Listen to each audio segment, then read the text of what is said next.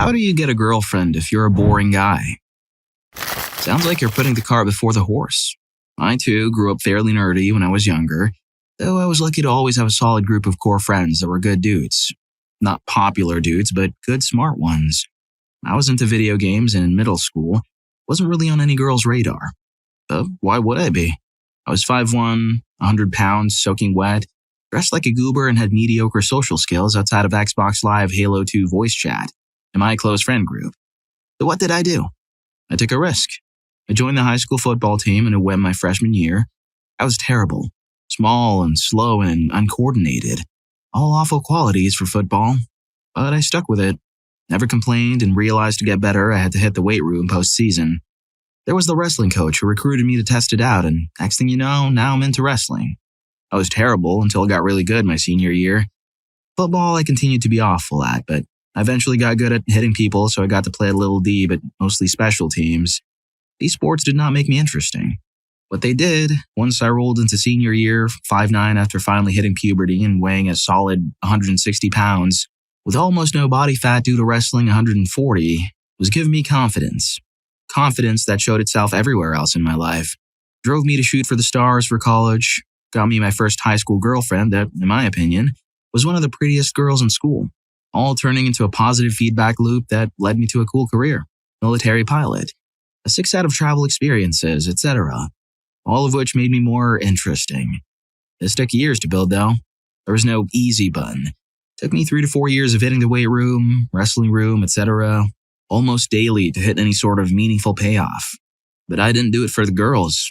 I did it for myself. Now you don't have to do sports, but if you care about getting a girl of any sort of attractiveness into you, you need to stop being a fat potato, if you are one, and get yourself in shape. Getting a nice physique will give you that first bit of confidence, and it's one of the easiest and cheapest things to get you going. From there, you need to take risks. Like that movie Yes Man. You have to go outside of your comfort zone and find some sort of group crap to do. It can be the old lady stitching club for all I care, but you need to get out and be around people. Different people. It'll help you learn how to talk and gain more confidence. Go have life experiences. Go travel. Get good at a hobby.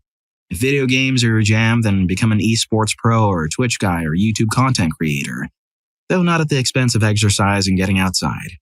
You're boring because you let yourself get boring. You're apathetic to trying to build yourself up to be anything. The good news is, it's okay. You still have a ton of time to right the ship. Don't try to do it all at once. Simply finding the most basic weightlifting plan on the internet and joining the $15 a month gym down the road and going 5 days a week will get you going down the right path. Or signing up for that event your park service sets up for a hiking group. You get the idea. Cooking classes, learning another language, freaking anything. You don't have to take up interests just because you think it'll make you cool. You don't have to join a fraternity if you're in college because they seem like they're cool and getting girls. Just find stuff that seems interesting and dive in. Worst case, you realize you don't like it and try something else. To answer your question though, you need to work on yourself before you worry about girls. They'll come on their own naturally once you put in the work. So basically, be interesting to be interesting. I'll add that to my life's to-do list. Story 2. Advice from an old married woman who found love in OkCupid. Go on a dating app. Ask friends or a professional for help choosing photos. My husband thought I had some sort of a genetic anomaly because of the weird way I look at the camera in selfies. He ignored this because he enjoyed talking with me. Ask questions. Absorb responses and show interest. If you're not interested in what they value, move on. Do not send pics of your naughty bits unless specifically requested by her. Do not tell her what you would like to do to her intimately, unprompted. Do not try to solicit intimacy from her. This will put you ahead of at least 50% of the messages she probably receives. Be honest, but confident in yourself.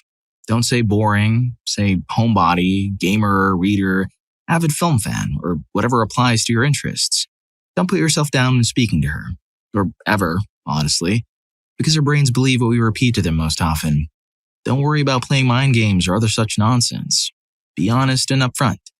Talk about the things that matter to you. If you want to chat with her or text her, do it. But don't be a nuisance. Text her twice. If she doesn't respond, she's either busy or doesn't want to. It's okay to leave it at that and move on. Don't put the weight of the world on any one date. Try to relax and have fun. Lastly, Before you try to find a partner, learn to be comfortable and happy alone. You cannot make someone happy and they cannot make you happy. True happiness and contentment comes from inside yourself. If you rely on someone else for that happiness, they'll never truly be equal partners in the relationship. That sort of power imbalance can turn into manipulation, codependency, resentment, and or broken trust very easily over time. Story 3. Okay, here's some honest advice. Number 1, stop trying to get a girlfriend. Most women do not like to be seen as a goal or reward. They're people. They like to be treated like people. The mentality of going out and grinding to get a girlfriend is self-defeating. I know it's cliche, but you gotta focus on you. Number 2, you're probably not as boring as you think you are. And I'm sure you just don't realize it because it's you. It's normal. You're boring because it's what you see day in and day out. I'm sure you have interests and probably hobbies too. Number 3, this is the part where you have to do work. Figure out what you're passionate about and interested in and just practice that. Find groups in your area that do what you like to do. Like video games, there's always a local adult gaming group you can find. Like to drink, bars. Like to read, library. Seek out these places. Do what you like to do in them and have decent hygiene while you do this. Also remember this, boring isn't nearly as bad as you can get. At least you're not creepy, stinky, or openly prejudiced. You can do a lot worse than boring. Story 4. Find someone who's looking for stability and companionship. My sister is an incredibly outgoing and enthusiastic person, but she can get lost in her own head and has a tendency to have far too many plates in the air. I can honestly say that I once considered my brother-in-law to be one of the dullest people I've ever met.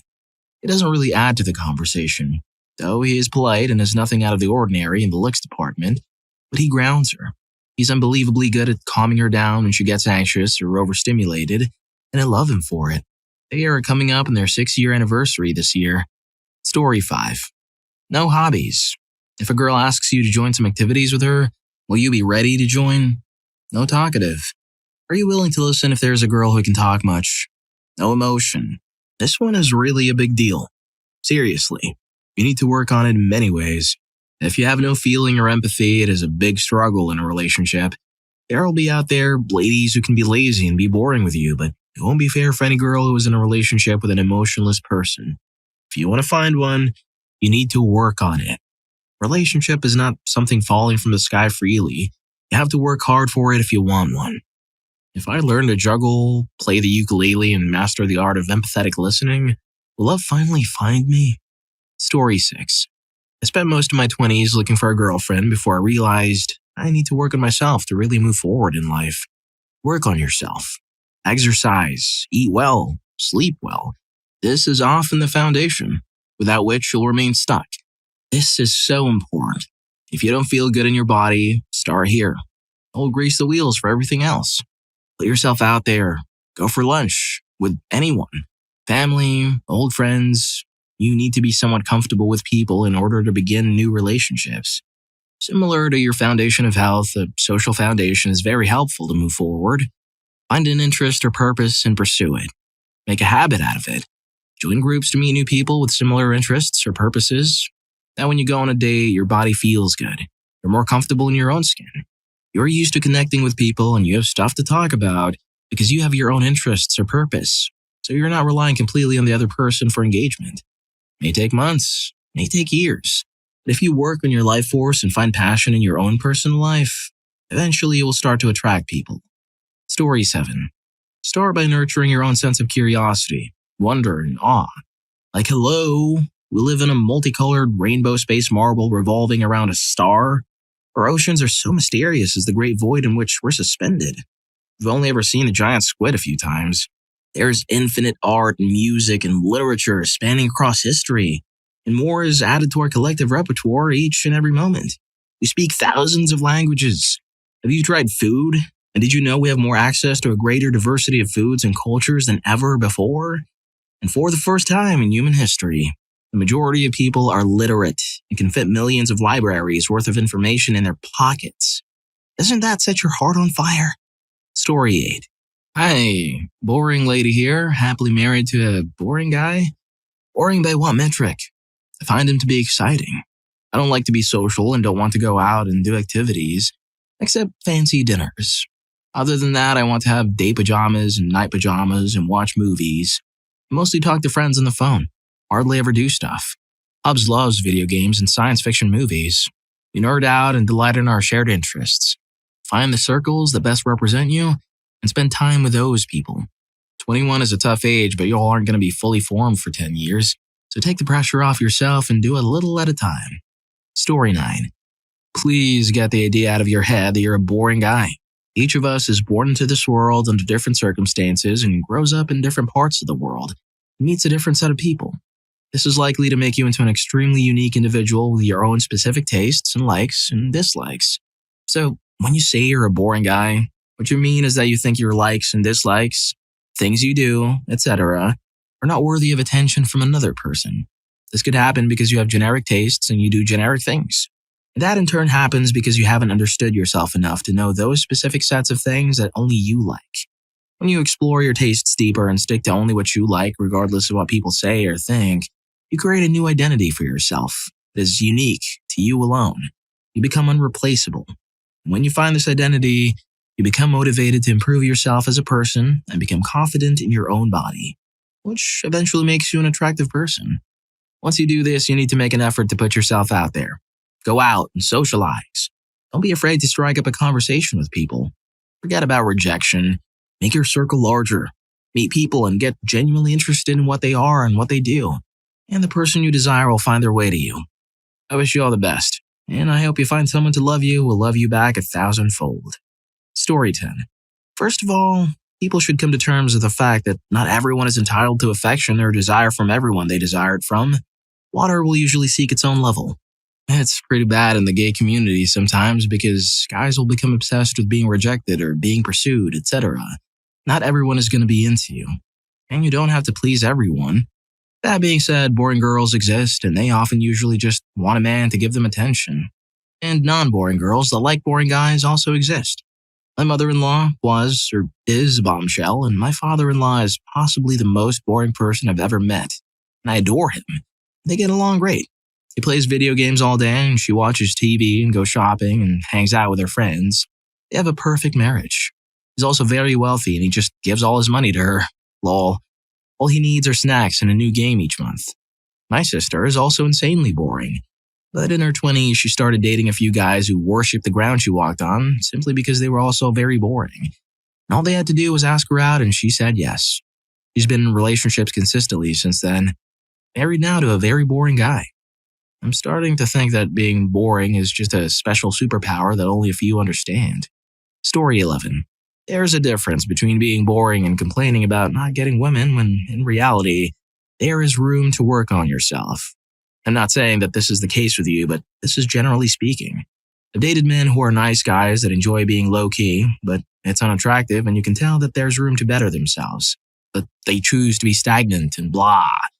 Why would I want to date someone that does not level up? Questions to ask yourself. Do you take care of your body and physical health? Are you emotionally available, and do you seek to understand yourself and your individuality? Do you know what you want in a future partner? Have you tried leveling up your style, haircut, clothing, etc.? Do you have any passions? Are you confident in your masculinity? Do you take the initiative to be a giver rather than a taker in relationships? Do you maintain and put in effort with friendships or family? How are you using your time? What habits are you investing in? Are you seeking to learn new things? Do you get out of your comfort zone? Are you hardworking with career goals? You can still be boring or a homebody and enjoy solitude coupled with all of these things. But being boring is not an excuse to be subpar in the dating world. Women have a lot of options these days, and a man that is simply coasting in life is not attractive. There's always room to grow and become a better man. Once you work on yourself, everything falls into place. Story 12. First, like others said, take care of your mental well-being, health, and hygiene. Being mentally sound in a good spot, in a clean flat with a clean body, gives you already so many plus points. Second, I had a slim interest in buying boys who look feminine. Explore that. Turns out I'm into both and do both now. Certainly made my life more exciting and fulfilling, both for myself, to grow and to get to know others. Doesn't hurt to explore stuff. You can easily dip out. Third, expand all your hobbies, like drawing stuff on cars and games you play. Maybe do some real art. Visit art courses. Like cooking? Cooking course. Want to dance? Find a dancing lesson club and get to know your dance partners.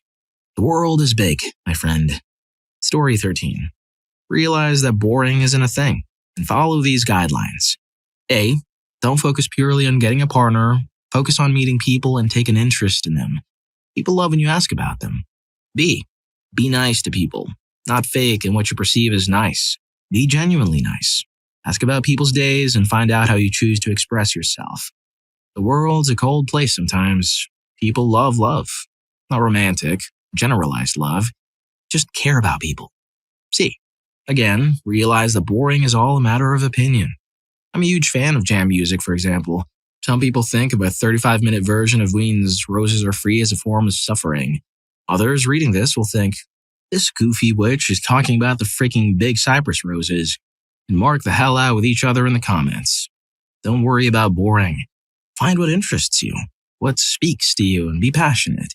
Be careful not to cross the line into arrogance about it. People love passion. That makes an interest, not boring. D. Try to learn how to be funny if crap doesn't land. Don't try to force it. People love funniness, but that crap isn't the end of the world. People love the first three things more than words can describe. Love be with you, dude. All the best to you in your journey in meeting people. Story 14. Boring is relative. Of course, there is super duper boring and dull, or you just have interests that don't appeal to the mainstream. Whatever you do, go out to places you would go. If you like books, go to a bookstore. If you like eating cake, go to a bakery. Don't be afraid of proper dating apps. Be forward about things. Instead of saying you're boring, say you love binging television or reading the encyclopedia cover to cover. Whatever it is you do, embrace whatever it is you do and wear it. The right person will be in those places doing their thing, and who knows, maybe the bubbles overlap. If you truly think you're super boring, consider a hobby. If you are bad at conversation or haven't much to say, that's okay. Some people talk too much. Just be forward about it. Maybe someone loves the idea of a quiet person or whatever it is about you think is boring. I'm telling you, there truly is a lid for every pot. Just own who you are and don't try to fake it. That's where people take missteps and turn off others. And then dating seems impossible and you blame yourself for the wrong reasons. Story 15. Boring is subjective. For some people, I'm boring, no doubt about it. Before the right person, I'm on fire with quips and jokes and bizarre movies I've never heard of. Piles of random trivia, problem solving, and responsibility. And basically, knew my demographic. I couldn't just have a girlfriend. It had to be the right kind of girl. And that's a bit easier to achieve when you've got the right demographic dialed in. Maybe it doesn't get you a date every Friday night, but dates you do go on tend to be much more successful because you've filtered out incompatible matches. And it's easier to go on dates when most of them aren't a disappointment. Story 16. My husband always says he's boring because of his quiet shyness, but that is what drew me to him.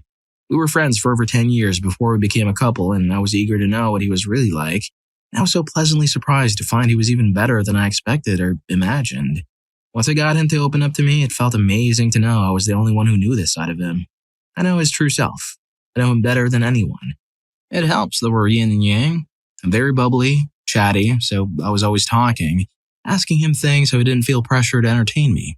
I didn't feel that he was boring me because I kept the conversation going. He could be himself while I babbled on. I think some people think they're boring, whereas someone will see you differently. They won't see you as boring. They'll see you as someone intriguing. Story 17. You either find a boring person or you find someone who's fascinating or awesome or cool, but has massive issues or is just a loner. And try your luck. My exes weren't the most interesting fellas, but as long as they were willing to accept me as I accepted them and still down to try new things every once in a while, then I'd get along with them quite well. I was fine with a healthy, non-toxic, and not horrifically spicy relationship, since the love, intrigue, and passion was still present. It may sound hypocritical, but it's true.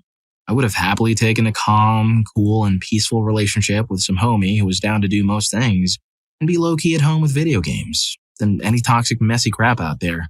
Really. It was blissful. We could spend hours doing nothing but looking at each other, cuddling, sleeping. I still miss him. Damn. Oof. I love him still. A little. He's great. Story 18. Boring guys often do get girlfriends because good-looking guys are boring. I say this as a male who did not have the social awareness to realize that my good looks were hindering my development of a real personality. Girls shower me with attention, and everyone, for the most part, is nice to me or intimidated by me. And when I talk, many times everyone stops to listen as if being attractive is a measure of wisdom. This resulted in feeling like I must be such a genuine, intelligent, and unique personality. Really, I was the same on the inside as a boring guy no one paid any attention to, just with a few more a la carte physical features. Now that I've realized how my personality has been carried by my looks and working to improve this through reading and focusing conversations on other people's interests instead of myself. If you're struggling with feeling boring, just ask people about themselves. It's so easy. They will want to be around you more than if you try to impress them with I statements. It's harder to reconcile the person I am with the one in the mirror. I look so much smarter and more capable than I actually am. And I even laugh at myself sometimes brushing my teeth. Objectively, I am a beautiful, empty-headed lump. Please don't fall for my smile. I promise there's nothing here that will entertain you longer than a few weeks. If you're enjoying the video, don't forget to hit that subscribe and like button for more videos like this. Story 19. Put time into yourself. Not because of insecurities, but because of confidence. You're not grooming because you need it. You're grooming because you want it. New hairstyle, classier clothing, assertive or intentional speaking usually means talking more slowly than you normally do, etc. Don't be a schmuck about it, but embrace confrontation and conflict. You grow most when you clash heads with someone. Be humble. Ask yourself, if I were attracted to men, would I date myself? If the answer is no, ask yourself why. Fix all those issues as best as you can. People say that the right person will fall into your lap. This is only partly true. The right person will fall into your lap if you put effort into yourself and also have a bare minimum of social skills. So far, we talked a little about the former, but what about the latter? In general, figure out how to get people talking. Ask questions that don't result in yes or no answers. Try and poke holes in their argument or story, but again, don't be a schmuck. Looking for holes to pick usually means they've left something out, which is a great opportunity to get them talking about themselves. You don't have to be an expert in their respective field in order to understand something within the context of the story they're telling you. Lastly, learn to dance. Seriously. Compared to all the above advice, this seems like the most shallow, but learning to dance, especially partner dance, says like 100 things about you. You're physically active, you've got the body confidence to move, you've got charm and charisma to be able to dance with another person. You're humble to learn moves from better dancers. You're confident in approaching both better and worse dancers to either learn from or teach, respectively. You understand body autonomy and respect in not dominating a dance partnership, but in allowing your partner to dance within themselves, etc. The right dance styles make you infinitely more attractive, and also are a great way to create lasting friendships. Story 20. Try every day to make someone else's day a little bit better. Small things. Don't focus on women you're attracted to. Don't focus on being witty. Just focus on people. Make an observation. Listen to them. Listen to the person at the register or a person in line. Let someone go ahead of you. Sincerely thank someone for excellent service. Tell them they made your day or ask if they need some help. Go to a drive-thru and tell the cashier you want to pay for the person in front of you just to be nice. You really have to force yourself to practice being nice. Smiling, asking people questions, shovel someone's sidewalk. You might be surprised. You might start liking yourself more. You might feel more fulfilled and less needy. You really do have to work at it. It sounds cliche, but you have to go outside your comfort zone. Start with baby steps. You can overcome shyness. It's fine to be introverted too, though. But if that's not where you want to be, then try something different. People surprise me all the time. Story 21. If it makes you feel any better, I'm a somewhat semi-well-traveled, decent-looking male who puts himself out there. I skate, hike a lot, love spontaneity, and I'm a partaker of controversial and deep conversations. And dating is still a rough game for me. And I quite often scare them off once I start rambling and ranting. If you really perceive yourself as boring, it will definitely help to go find a group like a chess club, hiking groups. I met some people through a Discord mountaineering channel in Washington State. Or just go to a cocktail lounge or bar and play some cornhole or pool. There's a lot of axe-throwing bars these days, and they're actually a lot of fun. Thinking that way about yourself definitely doesn't help, as women can smell your diffidence a mile away. Be the best you can be, and someone will come along. But sitting around on the couch at home, calling yourself boring will drastically lower those chances. Lol. Good luck, my dude. Story 22. The best dating advice I ever received is that you should work on making yourself the sort of person you'd want to date. You shouldn't be boring, in other words. That said, thresholds of exciting vary dramatically. You don't necessarily need to be a mountain climber, a genius, or someone who tours countries every year. As long as you're passionate about something and she shares that passion, you've got a foot in the door. You can be that couple that spends whole Saturdays playing D&D at the game shop. There are other things you unavoidably need to work on. You need to be stable, kind, reasonably smart and attractive, and make money appropriate for your age. Story 23. I don't know, mate. When you say no hobbies, no emotions, it doesn't make you boring. There are lots of easy hobbies with low effort that you can get into. For example, gaming or maybe get into hiking. People say, go get hammered and you won't be as boring. It might be true for that evening, but once you sober up, it'll be the same or even worse. My advice without knowing you is try to focus on yourself. Join the gym. Exercises are good for physical and emotional health. But it's very underrated. Get a companion that will love you. A cat or a dog. Maybe a dog because cats only love themselves. Kidding. Build your life. Invest in education. Get a job, income, house, cars, and so on. Lots of women don't need a talkative guy. Maybe you're a good listener. Be yourself and enjoy who you are. You can't change that. Story 24. So many things to say to help, but most importantly, you gotta really think and decide. Are you positive you want a relationship with someone and everything else that comes along with that? Before and after naughty time, or to us dudes, do you want to lie down, then do whatever you want to do afterwards the rest of your day? Keep your standards of attractiveness always at or below within reasonable levels, compared to how attractive you think you are. There are lots of nerdy non-e-girls that are boring, as you say, that aren't into clubs, handbags, shoes, so you can have an actual conversation. And if you break up, can get through the whole terrible amount of time that lasts till you move and try again. If that's a no, for whatever reason, there are plenty of websites to contact workers in or around your area that aren't street walking dirty but are hot and cost more than you make a day. To do whenever you get the desire, then you pay. Get dressed and do whatever you want. If reading this doesn't make sense now, it will someday in your future. But these are just two options or ways to go. Having a girlfriend requires work and costs money, or workers cost whatever payment you agree on.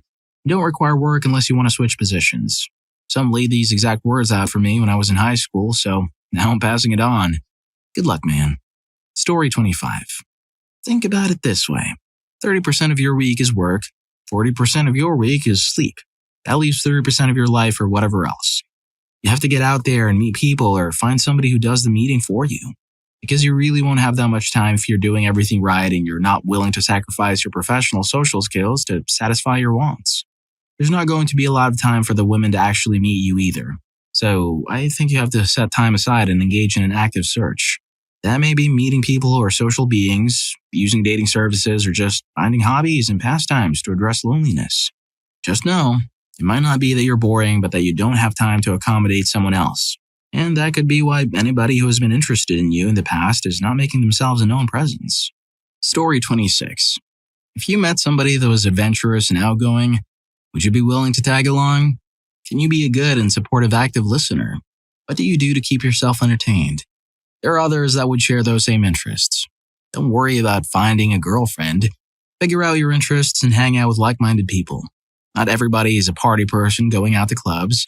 Maybe your type is someone that likes to hit the library for a couple of hours, sitting quietly reading books, and then follow up with a visit to a restaurant where you can soak up other people's energy, while you and your friend or partner or whatever quietly eat and observe life. Maybe you can try to find some hobbies. You could even try a dating app and be honest about yourself. Someone out there probably wants a guy that isn't trying to be in charge of everything. If you are willing to go along with what they want. Story 27. As a boring guy with a boring girlfriend, I'm very happy. There's no drama, no mess, no BS, and no stress. Bars. But everyone in the comments is saying, meet someone in a hobby group, blah, blah, blah. He said boring. If someone is profoundly boring, they have no hobbies at all. It's like saying my legs are broken, I can't walk, and everyone says I just have working legs. The best advice I can give is to force yourself to meet people, especially friends of friends, especially if you have boring friends. Force yourself to meet as many boring people as you can until you meet someone you like, but is also as boring as you are. Go to board game nights, even if you don't like board games. Still life painting classes, kite flying parties, the most boring crap you can find. You don't have to like it or know what it is. It actually makes a perfect conversation starter. Story 28. There's two kinds of boring. People who have interests that are traditionally considered boring, people who actually take the air out of the room with their presence because the way they socialize is actually boring. If you're the first one, the answer is easy. Find someone who shares your boring interests. I guarantee that they're out there. If you're the second one, which is to say you're basically Colin Robinson, then you've got work to do. It's not impossible to learn to socialize effectively, but it can be very challenging for some people. Challenging doesn't mean impossible, though. Part of the problem is that, when trying to solve this problem, a lot of the answers you hear will be either about finding new interests or simple tricks to make yourself more approachable. But what needs changing is actually a lot deeper than that. You need to learn to empathize. That requires more personal effort than most people are willing to invest. Bottom line is this. Is it unfair that some people find socializing to come easily and others don't? Sure, it's unfair. But it is what it is. You can either put in the work or you cannot. There's no easy answer to your problem. Story 29. Just be less boring. That sounds stupid, but hold on. There's no such thing as a boring person. You might not be good at selling yourself as an exciting person, or you might not be good at making your life seem exciting, but I know nothing about you and I promise you, you're not boring. Do you just sit around all day and play video games, or do you do nothing but sleep and read books? That's not boring. I love video games and I love to read. To me, talking about those things is exciting and interesting. Don't think of yourself as boring. You're an interesting person. You just have to find someone that is also interested in the same things that you find interesting. You know what girls are really interested in? Guys that are living their life. Just go do the things that you enjoy and have fun with it. People notice that and want to be around you. Story 30. Felt, and feel, the same way. I found my girlfriend on OkCupid, but I was also on Hinge and met my ex there. Something I do want to say? When you see on a lot of apps a lot of people saying crap like, take me somewhere fun, or make me laugh, or let's go on adventures, it's easy to feel unremarkable and uninteresting if you don't feel equipped to meet their demands. But it's important to remember that if you want a relationship, it's got to be 50-50 to work. Going into a relationship thinking, I have to keep her interested or she'll leave, is a recipe for disaster. Doesn't mean you shouldn't still take her out on dates or keep it interesting or whatever. Just that in a healthy relationship, it's not your job to entertain her. So be your boring self, brother. For one thing, I bet you aren't as boring as you think. At least not all day, every day. For another, even if you are, there's someone out there for you. Finding them won't be easy or fun, but it'll be worth it. Story 31. As a boring guy myself, I know it's plausible. You just have to act like you're not boring. Enough to catch their attention and find someone who doesn't exclusively want fun. If you're okay with the fact that you likely find a girlfriend that is also a boring person, then you're all set. Maybe they can be a fun person, but they won't be fun-seeking, most likely. It's the same for any other trait. If you're confident, you want a confident girlfriend. If you're shy, you'll find a shy girlfriend. But the challenge isn't about what you are matching what they are. It's a challenge of finding someone who accepts you. It's just that odds are people hold standards that are similar to themselves. You can hit the jackpot if you throw yourself out there, but odds are, look for exactly a girlfriend, not your dream girl. After all, just about anyone can turn out to be exactly what you needed all along. Give everything a chance if you may, and in turn, someone will give you a chance. Once you've exchanged chances, you have yourself a bit of love, and can give it room to grow. You'll get there, buddy. Story 32. I like to think I'm boring, although I'm told otherwise. My favorite outfit is sneakers with a nice white t-shirt and jeans. What I would say is be genuine and be funny, and you're golden. I am genuine, and people mention they enjoy my humor, which is just my personality. I do absolutely nothing, and people are always hitting on me or offering drinks or food or whatever the hell it is. Like, I'm just existing. It's kind of scary how much it happens. So when I'm with others, I say yes to the drink and give it to my friends if I'm out. I was on a flight not too long ago, and thank God the pilot asked me out after we landed. I had to say no because I had a very pressing meeting to get to, and I had to get the car to drive there. But I wish I would have given him my card. Moral of the story is be you. Be the boring you. Because I'm boring and I love it. Now you can be boring and also know how to communicate. I do international sales for a living in the SaaS space and was a therapist prior. So communication is something I do well. I don't know if that helps or not. If not, let me know and I can try to figure out a game plan. Story 33. Stop being boring. I know it sounds obvious, but in becoming interesting, you'll also meet people. And it doesn't even really matter what. as long as you do something. You will start accumulating knowledge and stories. Learn to dance, learn to cook, flip antiques, build model planes. Hell, you can learn to do practically anything online now. But for the love of God, don't spend all your free time consuming stuff other people produce on a screen. I'm a seriously ugly dude. For real. My visage is upsetting and somewhat repulsive, and even my ugly self found someone. She sure as crap didn't fall for me thanks to my looks. I can dance. I wrote a book. I play the flute. I'm a foodie. I have plenty of nerdy interests, too. Check my posting history. They're just not all I do. The lessons I learned from those activities nabbed me a gorgeous woman. If you're even a 5, you'll have an even easier time than I did if you simply refuse to accept being boring. Story 34. There's 2 answers. Don't be boring. I'll elaborate. Or go where you would like to be. That isn't your house. First option. Girls will always have a type, and there will definitely be a girl that will like you. You just have to express certain sides and traits of your personality that attract a certain girl. Try not to lie, because if it works, you'll have to continue with that lie, and that gets very exhausting. Example, the best way is to be funny. There are a lot of ugly guys getting gorgeous girls because they can make them laugh. So, try and be funny, but also know what type of humor she likes. Second option. If you go to a place you really like, chances are there will be girls with similar interests as you there. For example, let's say you go to a Starbucks or Indigo Fusion store and you see a girl drinking coffee and reading manga or something. You should already know that she not only likes coffee, but also loves anime, specifically manga. And that's already stuff that you like. Therefore, you already have something to talk about. Be careful not to talk about this topic too much. Try and branch out into other subjects and try and find her likes and dislikes. Story 35. Well, you'll want to start with your definition of boring. If it's because you don't seek exciting experiences in your life and enjoy the simple things, you'll need to find a partner who has a similar pace in their life. If it's because of interests you think others would find boring, like literary critique or collecting old encyclopedias, for example, don't be ashamed of those weird things you're passionate about. Passion for your interests and hobbies can be very attractive, even if the things you're interested in may not be that exciting to anyone but yourself. If you feel you're boring because you haven't found any hobbies or activities that you enjoy, or because of your day job, go out of your comfort zone.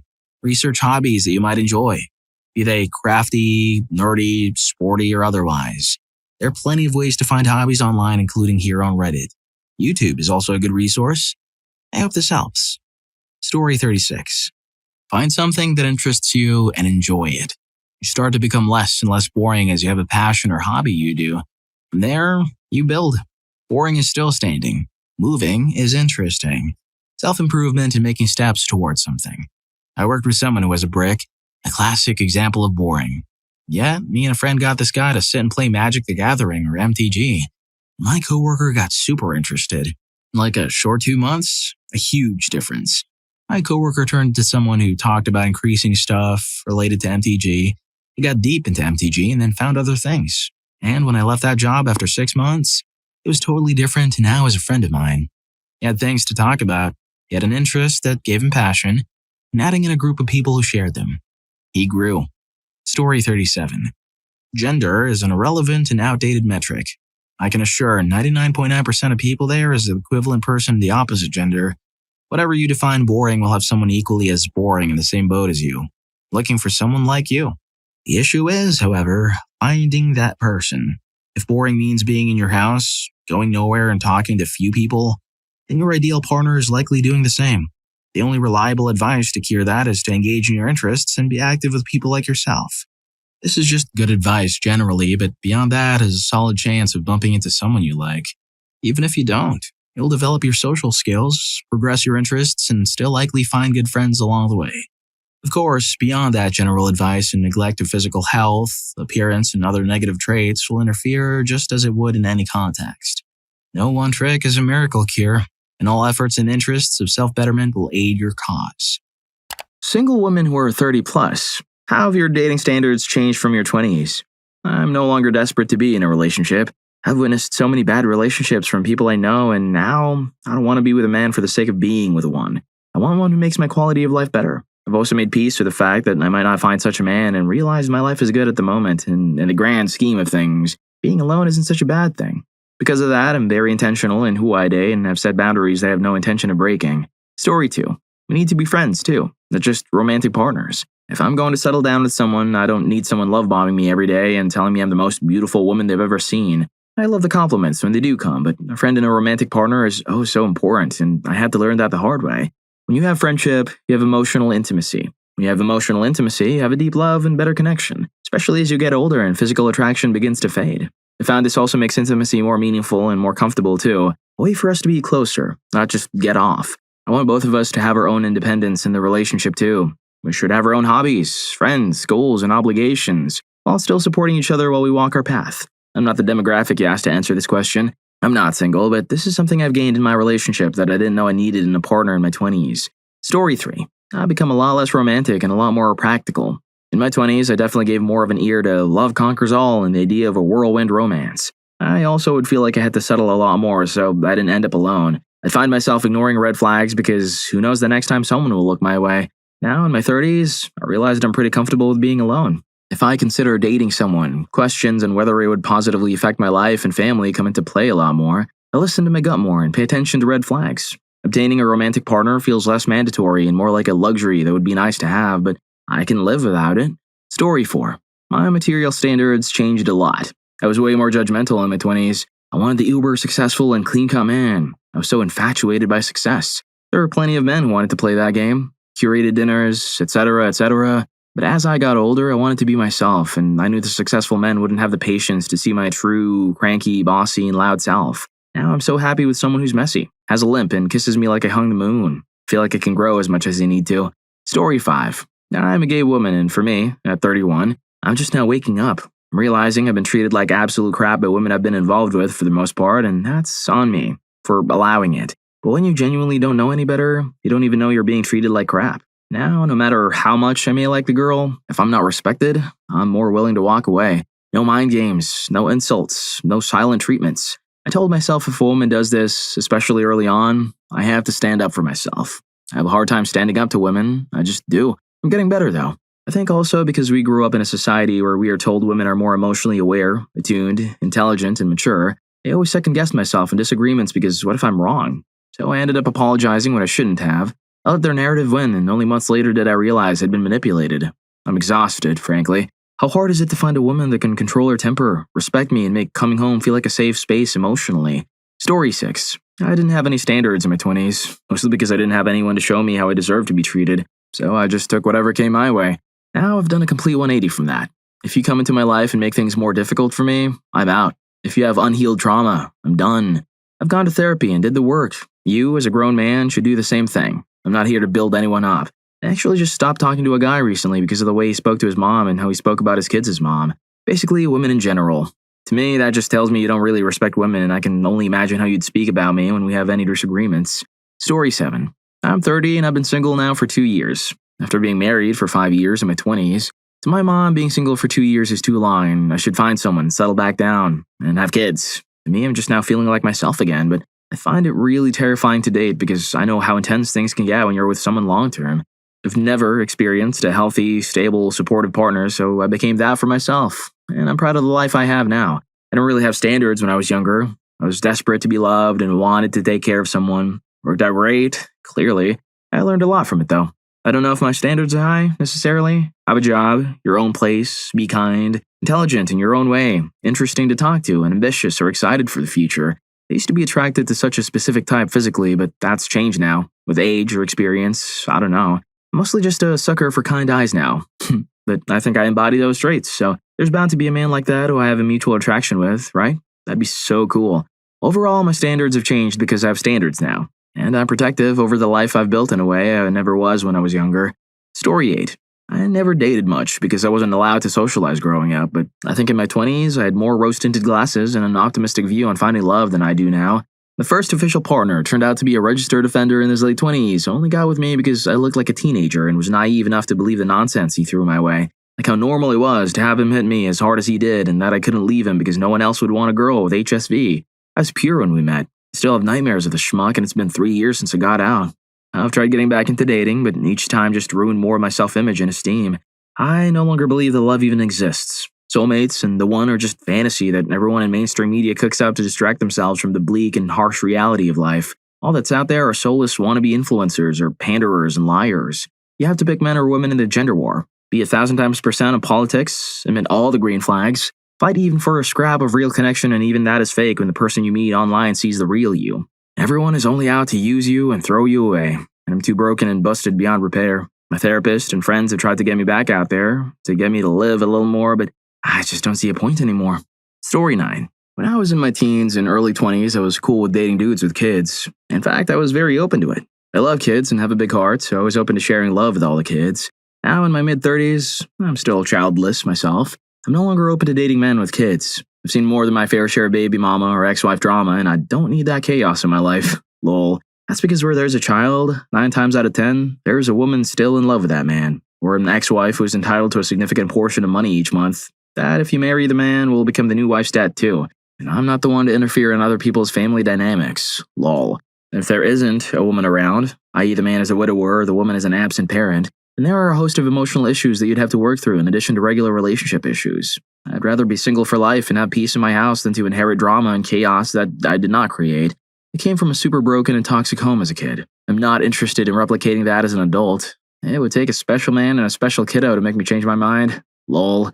But as of right now, I'm only open to dating men without any kids. And as someone who came from a single-parent home, I feel guilty saying that, but it's my new truth. Story 10.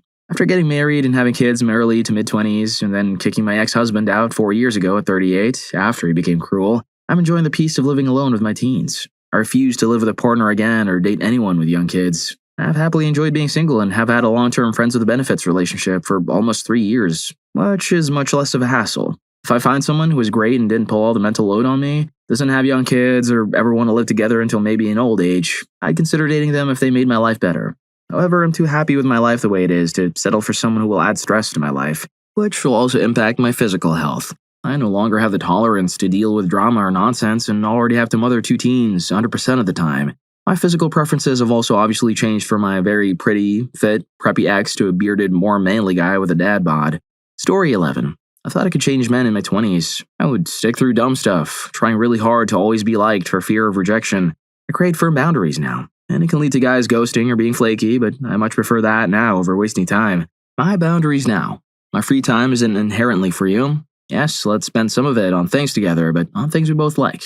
I'm also entitled to time to just chill by myself. If you take that personally, you are not the one for me. We're all adults here who have spent many years cultivating friendships. I'm not going to drop my friends for you or to just hang out with your friends exclusively.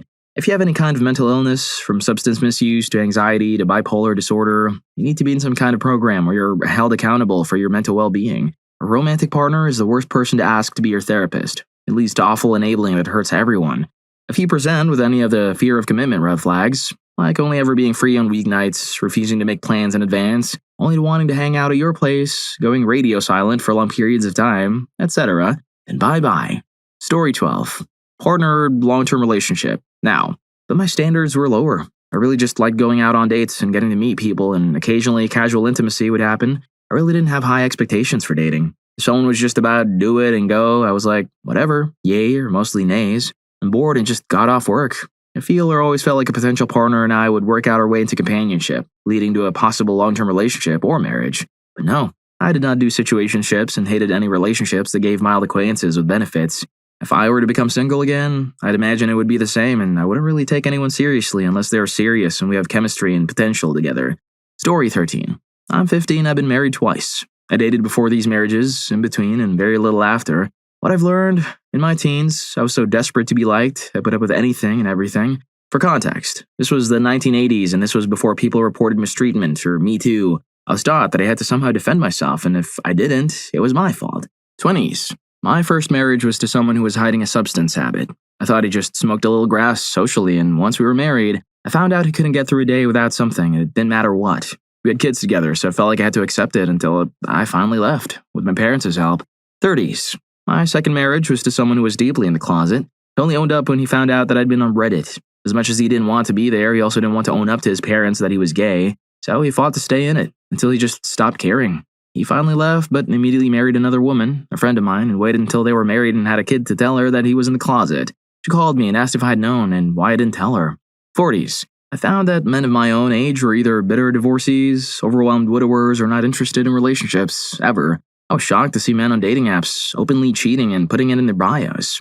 Some of the bolder ones had photos of themselves or their wives, including wedding photos in their profile. Also discovered that many 40-ish men had discovered their backsides and wanted to be pleasured in the back door. I didn't mind, but not enough of them cleaned their butts. 47.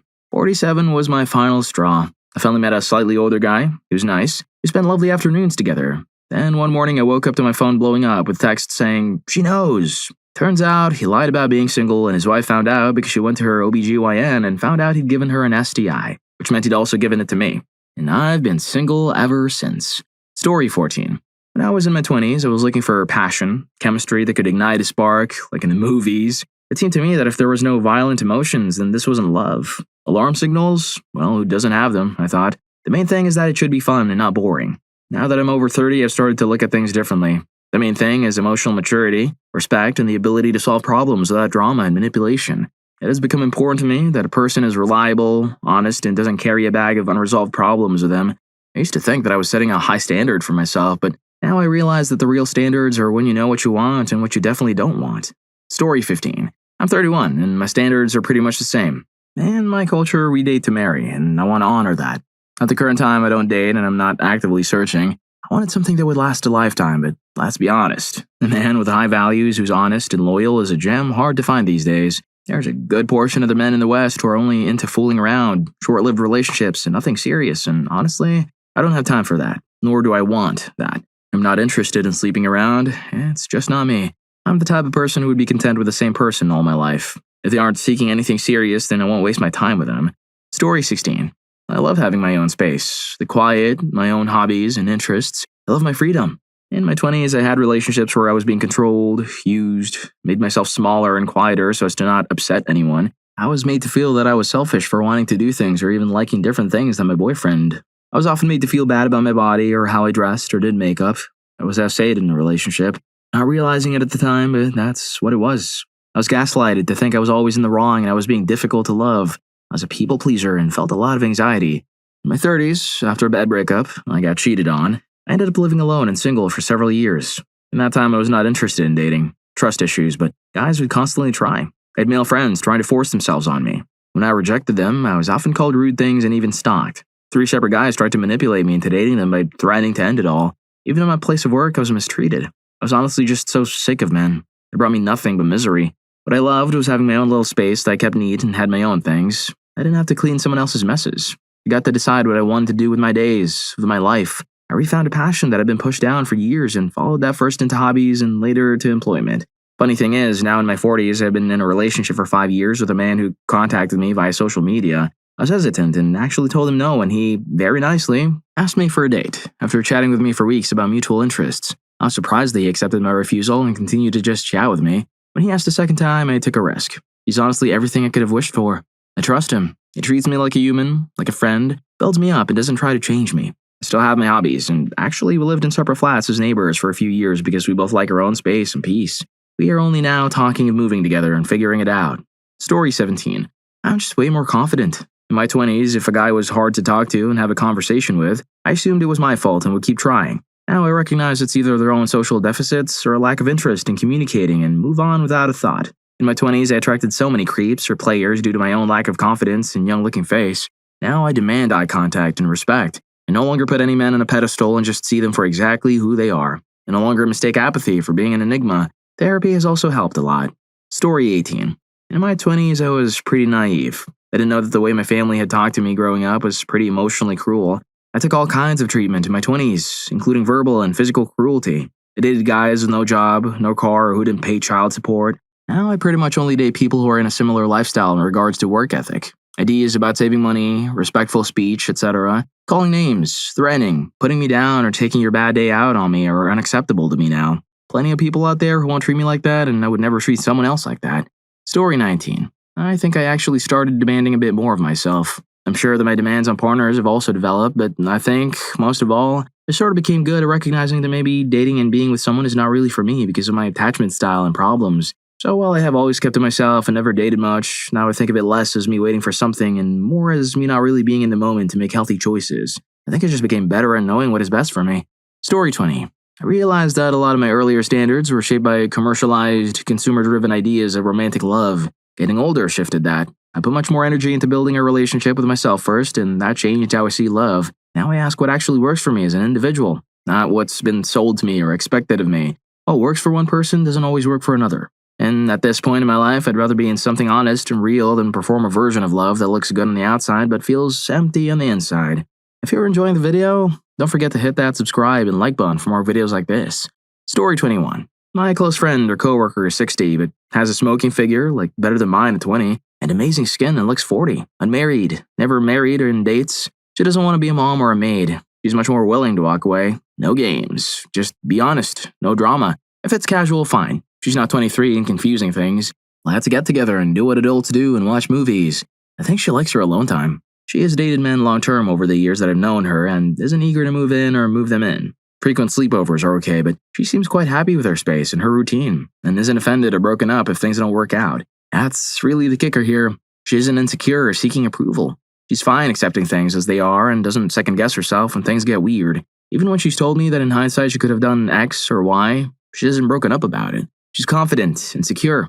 Younger men are more fun and interesting. Older men have more maturity, but have more hang-ups according to her. Men, beware. Lots of women realize their life is better and easier without someone who makes their existence a hassle. I can manage a schedule and clean all on my own. I don't need to add another person on top of it. Be helpful and add something, or be irrelevant. Lots of women realize they're much happier without a man because, sadly, many men aren't raised properly and don't add anything to a woman's life. That's not universal, of course. My husband is the calendar manager and the workhorse, and we are an active partnership. I'd be lost without him. We clean and manage things as a team. Sadly, many moms don't raise their boys to be useful. Be useful or go away, please. Story 22. This is partially a tangent, but it may partially explain why so many people are unsatisfied in relationships today. I read this once somewhere, but can't find the proper source. And I am aware of the massive caveat of women and men experiencing this differently. It's related to the idea of third spaces. It would be too long, but places where most people met regularly that weren't family or work, like church or the US table, the bowling alley. In the not-so-recent past, your family was one of the places you spent time in, with pretty well-defined dynamics. You didn't necessarily have many more good friends, but you had a lot more people you just hung out with casually, and often who weren't your coworkers. So there are certain boundaries or dynamics present, or spouses, ditto. And a lot of the emotional work was done there. You didn't need your significant other to be also your therapist, best friend, share your hobbies, etc., because those services were provided by your third space community, including things like help with moving, babysitting a child, etc., which sounds almost bad today because we have societally shifted to the idea that your significant other must be the perfect match for you. Otherwise, it won't work. But that is the problem, because a single person can't be all of those things. Even in perfect relationships, there may be bad phases and suddenly you lost your BFF because you have no one to play board games with or whatever. I recommend reading on third spaces because it's a very interesting topic. Most people don't know about it, and a lot of negative societal shifts can be looked at through that lens. Story 23. After realizing everyone and their dog was right about my gross age gap relationship where I wasted most of my 20s and some of my 30s, raising a much older man's kid, thinking I was so mature when I was really just so naive like everyone said, I was filling a role as an always available for his needs, romantic partner, housekeeper, and kid raiser. I took a big gap to have my own house and space and then met someone that felt like my high school friends, the people I loved being around as a kid. So far, it's been a year and a bit, and it's everything I wanted. Head rubs, someone to spend time with, someone to laugh with, someone who validates me, checks in with how I'm doing, doesn't mind being there on the bad days, truly makes me feel like I live with my best friend. That's the ticket. Find your best friend. I know it's cliche, but it changes everything. Story 24. In my 20s, I had the realization that the majority of my self-worth was being derived from someone else wanting me. So I forced myself to be single for a while, like years. It was really strange at first, but it has made me so much more comfortable with myself. It's now easier for me to spot and walk away from red flags, and also it's helped me identify my red flags and become a better partner. I used to want to speedrun every relationship, no matter what, which was incredibly bad for both people involved. Now I can go at a pace that allows me to get to know someone in a normal way and lets us both feel safe. A long-winded way to say my standard is now a slow burn. Story 25. I'm not single, but have had a major shift in my dating habits since my last relationship. I put up with a lot of nonsense from my ex. A lot. Every weak boundary I'd say was crossed and stomped on by him, and he gaslit me for a very long time, making me feel crazy. My standards have changed. Boundaries are non-negotiable. I don't have time to waste on letting someone hurt me over and over on purpose. I don't have time to raise another grown man. My time is precious, and I'm already busy.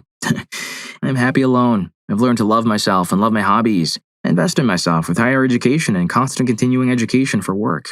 My career is important to me. Not so important that it rules my life, but important that it gives me independence. I have a happy and full life, and I don't need anyone to distract me from that.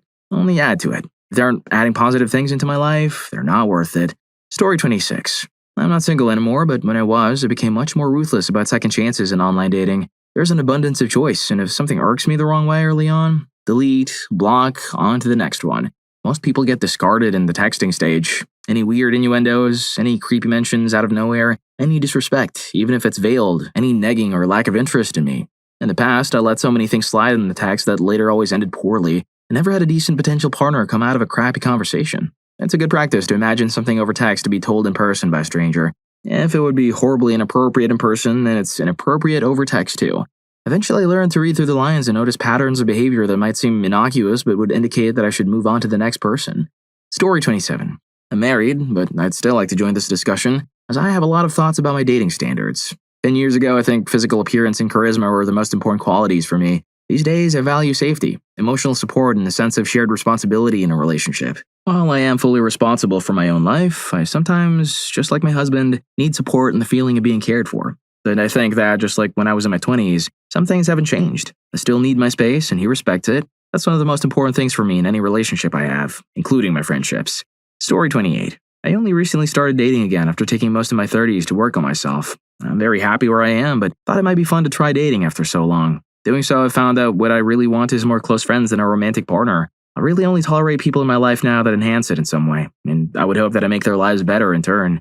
I've also gotten the feeling the few times I've gone out that some of the guys I've tried dating seem to think I must be desperate because I'm approaching 40 and still single, and that couldn't be farther from the truth. Sadly, this has left a bitter taste. I'm independent and more than capable of taking care of myself. If I go out to dinner with someone and they decide to leave for some reason, I'm going to stay and enjoy my dinner and be perfectly happy doing so. Just kind of sucks to miss out on the conversation.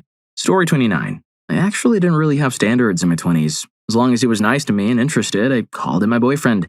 As an attractive young woman, this led to a couple of underwhelming long-term relationships.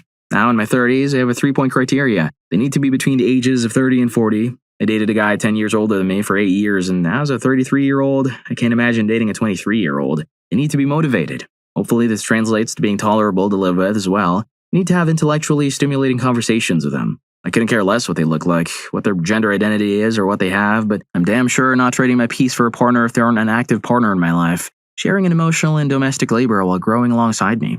I'm also not really actively looking either because life is good. I'm not convinced a relationship will improve things, but maybe I'm just bitter. Story 30. I value emotional intelligence, independence, and the ability to be vulnerable so much more than I used to. That's what I look for now. Or used to, I guess. I kind of lost interest in relationships lately. I've always been drawn to the quiet, melancholic types, not the life of the party kind. When it comes to the financial side, it's obviously important that someone can support themselves and knows how to handle money. I've got that covered for myself, and I expect the same from a partner. I care about cleanliness, but I actually like it when someone's a little bit messy because I am too. And kindness really matters to me. They have to love animals. Story 31. I'm not quite the demographic, but I didn't date at all in my 20s. Low self-worth or self-esteem or poor mental health, and I'm now married in my 30s. Once I got a lot of my mental and emotional health to a managed and comfortable space, I dove into dating, realizing that what I told myself in my 20s, I'm too gross and unwell to be loved, might have been a defense mechanism and that maybe I actually would like to go through a life with a partner. The best thing I learned during that time of dating, know what you're looking for and be upfront about it. Also, know what your longer-term goals are and make sure they're in alignment with your potential partner. Do you want or expect to move? Do you want kids? Marriage? What are your values? You can be head over heels for someone, but if you don't want similar things out of life, you might encounter more difficulty down the road as a partnership. Story 32. In my 20s, I was surviving. I was grasping at what I could get, with my self-worth down the drain. Since my last relationship when I was 20, I haven't been with anyone. I've since been longing for companionship, but I worked on myself enough to know that I shouldn't settle for less. All my life I've been pleasing people, putting their needs above mine and burning myself to keep the little I had, but no more. If I don't find someone who has also worked on themselves and knows what they want, besides being mature and able to communicate, I don't want it. I've taken care of everyone around me, putting their needs before mine. All I want is someone that wants to take care of me in exchange.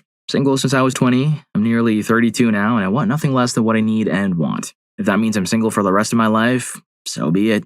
Story 33. The bar is so low that even having a man who has self-awareness, a sense of accountability, respects you and your boundaries, makes real effort in the relationship, considers you in the relationship, does what he says, and other basic decency you should give to a partner is considered too high of a standard. And these men would have the audacity to tell you, despite respectfully and lovingly communicating clearly over and over again what you want and need in a relationship, that you're making things hard for them. Dude, it's hard because I'm raising a mirror to your face and you can't stand the fact that you can't meet very basic standards in a relationship. You just want a convenient woman who'll be okay being treated badly and still give you loyalty and care. People who lack self-awareness and accountability will always have trouble being better and growing up. Plus the fragile egos. Damn, I ain't fixing that for them. Better to be single than have a man-child in my life. Mind you, these are men in their late 30s and early 40s. Crazy quality of men these days. Story 34. Yes, I'm 40-ish. I've become more traditional in the sense that men and women can have roles in a relationship. Before you flame me, just know that I was raised by a happy housewife and a dad who liked to provide. This worked for our family, and my siblings went on to marry and manage similar household structures. Also, let me reiterate that I mean more traditional, not literally traditional, meaning that there's room for deviation. I feel validated because the last guy I dated had a strong moral compass. For you Marvel fans, think Captain America, because that's what his friends called him. His grandfather was his idol, so he felt like women should be protected, and he was the type to always do the right thing, even when people weren't looking. I nicknamed him the Union Leader, lol, because that was his energy. He was self-assured and managed to always complete the things he set out to do. He was completely trustworthy as a leader, to the point that if he ever told me one day that we were moving to Alaska, I would just start packing because he owned a level of responsibility that was something I'd never witnessed before. Please don't ask why we're not still together. I'll say this. We don't hate each other, it just could not work for reasons out of our control. Anyway, so my standards have changed from being borderline feminist to only dating men who prefer to happily take the lead in a lot of ways. Story 35.